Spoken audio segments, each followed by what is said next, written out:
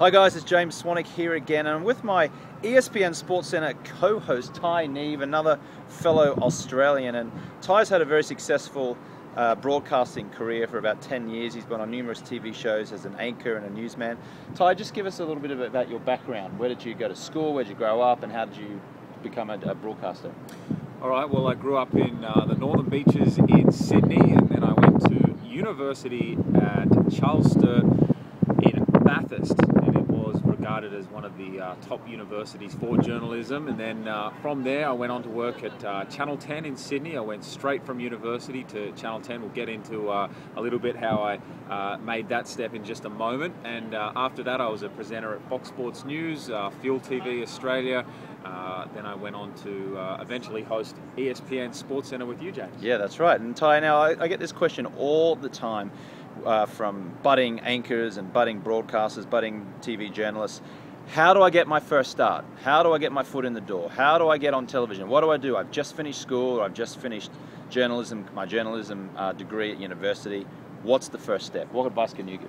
All right, well, I guess I touched on it before, saying that I went straight from university to working as an on-camera reporter for Channel 10 in Sydney. I was age 20, which was particularly young, I guess, at that stage in my career. And a lot of my friends that I went to university, they were a little bit jealous, and they sort of took a different road to what I did. I guess there's no right, there's no wrong, but in my case it was definitely right. Hard work, number one, and by hard work, not necessarily with textbooks, but on knocking on people's door. I know in your book that you're a big advocate of work experience and basically not just getting your foot in the door, but getting your whole body in as much as you can and keeping that door ajar for as long as you can. So in my case, what I did is I went to university.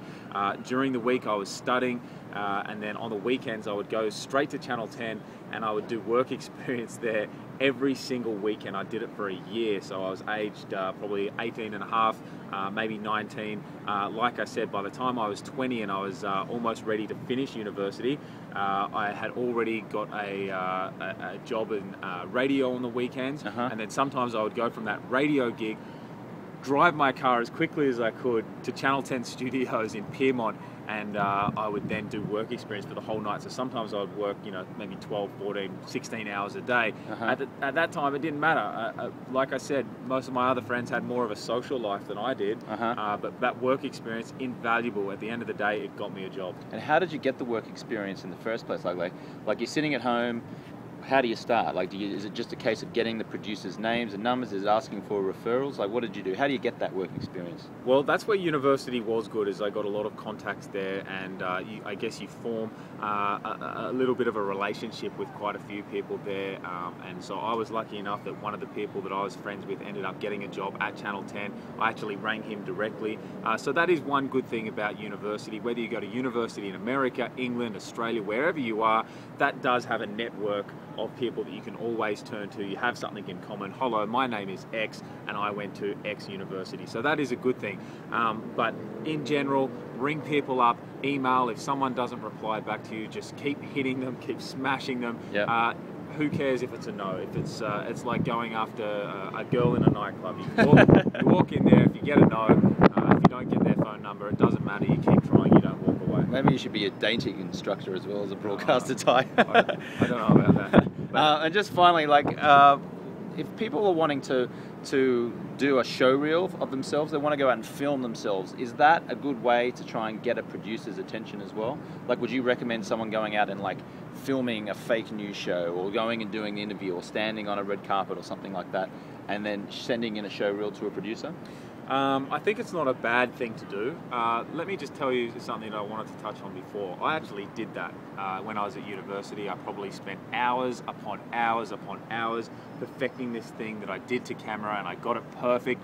And then I made a DVD and I put it on my boss's table, and I was still doing work experience at the time. I wanted my boss to see this and go, wow, this guy's amazing, and to give me a job. It didn't work out like that. I watched that DVD sit on his desk for about, I don't know, maybe 3 months before I actually thought about, just going up there and saying, hey, did you actually look at my DVD? And when I eventually said that, he said, no, I didn't, Ty. I haven't had a chance to yet. What eventually got me the job was interacting with my boss, talking to my boss, showing my boss what I could do. Once you're in for work experience, getting in is the first part. Yep. When you're in there, what can you do that other people can't? And even if you can't, like I was very raw when I came out of university, but what I did show is that I'm willing to learn. I'm willing to ask a lot of questions, surround yourself with good people, ask a lot of questions.